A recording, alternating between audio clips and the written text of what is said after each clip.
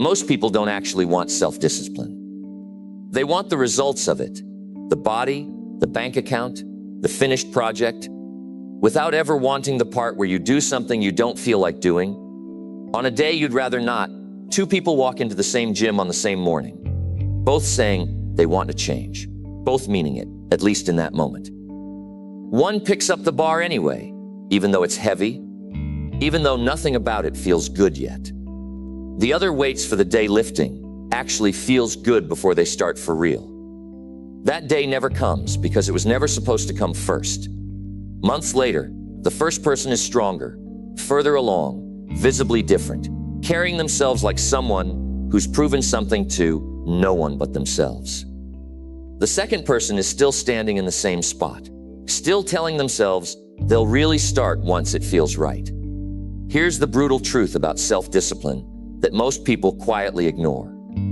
It was never supposed to feel good, no matter what the polished version of it looks like online. Most advice sells you comfort, easy hacks, a version of change that doesn't ask much of you. Real discipline sells you the opposite, and it never apologizes for it. I've broken the truths nobody wants to say out loud down into 8 of them. Walk through them with me, because at least one of these is probably the exact excuse you've been running on for longer than you'd like to admit. The first brutal truth about self-discipline is this: it will never feel good, and waiting for it to feel good is exactly how most people stay stuck.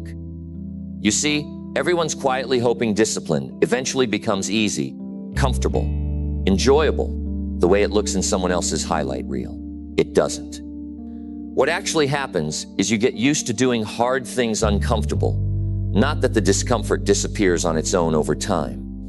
Think of it like calluses on a hand that does real work day after day without ever getting a break from friction. The skin doesn't stop being tested. It just stops being damaged by the same amount of pressure. Maybe today you do the hard thing while it still feels hard, without waiting for that to change first. Maybe tomorrow you do it again, still uncomfortable, still not looking forward to it. And maybe the next day you stop waiting for comfortable and just keep working through uncomfortable instead. Tell me, how much of your life have you postponed? Simply waiting for something to finally feel easy first, as if easy was ever the prerequisite instead of the reward? It was never going to feel easy first, whether you like it or not. The second brutal truth about self-discipline is this: nobody is coming to make you do it, and nobody cares nearly as much as you do whether you actually follow through. Here's the thing: people will cheer for you on day 1 and forget about your goal by day 5, moving on to whatever's next in their own lives, exactly the way you probably do for other people's goals too. That's not cruelty. It's just how attention works. Your discipline was never going to be maintained by anyone else's interest in it. Think of it like a fire you have to keep feeding yourself in a room nobody else is ever walking into to check on it for you. It burns exactly as long as you keep adding to it, and not 1 second longer than that.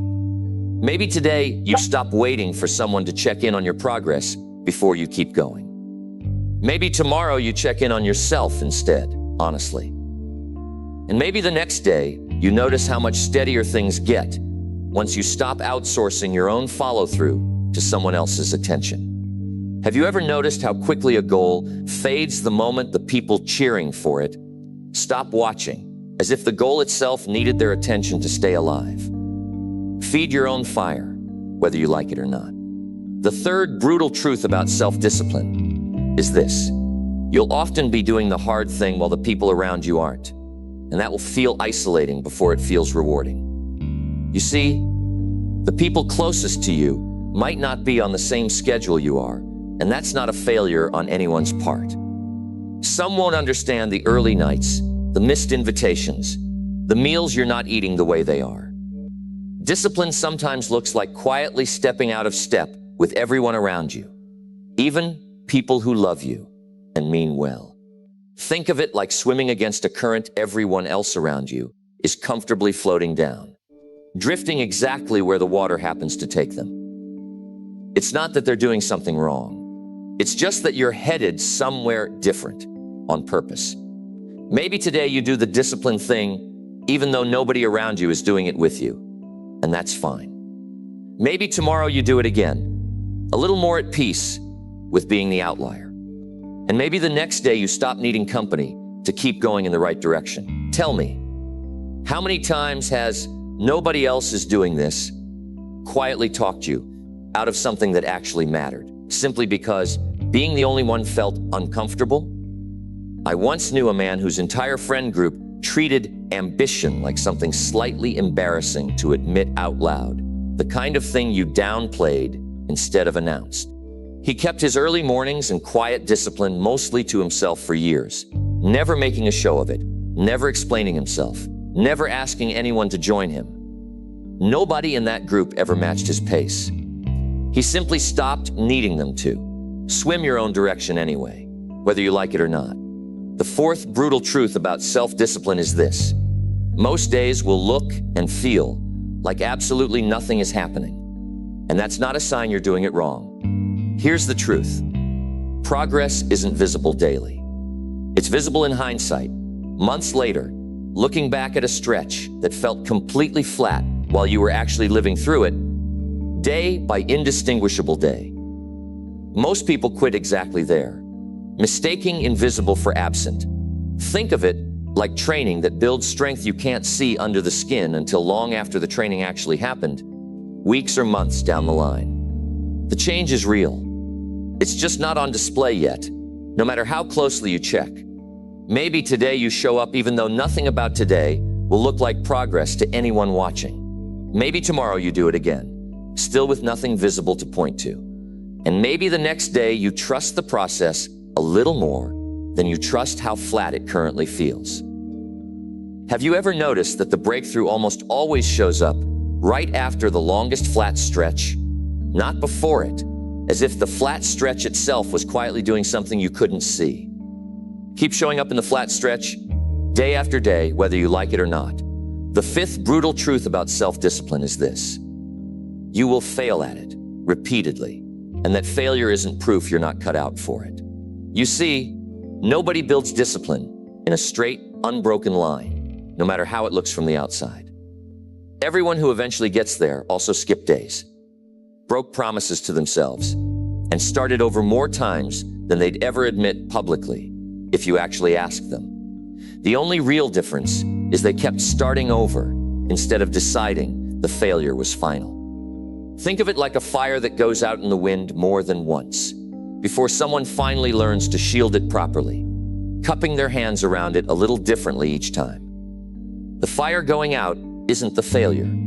Refusing to relight it is. Maybe today you forgive yourself for the day you skipped, quickly, without dwelling on it any longer than necessary. Maybe tomorrow you simply start again, no dramatic reset required. And maybe the next day you notice starting over is getting a little faster and a little less painful each time. Tell me, how many times have you let one skip day convince you the entire effort was already ruined, as if a single missed day could undo every day before it?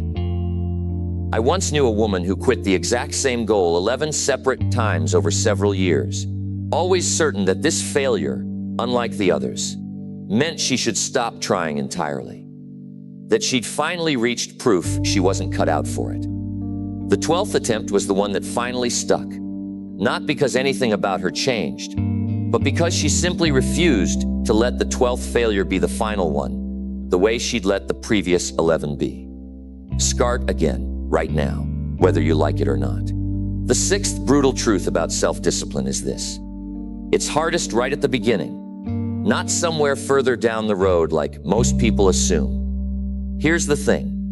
The first weeks of any real discipline are the most expensive, because there's no momentum yet to carry you, no results yet to point to, nothing but raw effort holding the whole thing together, with no proof yet that it's worth it.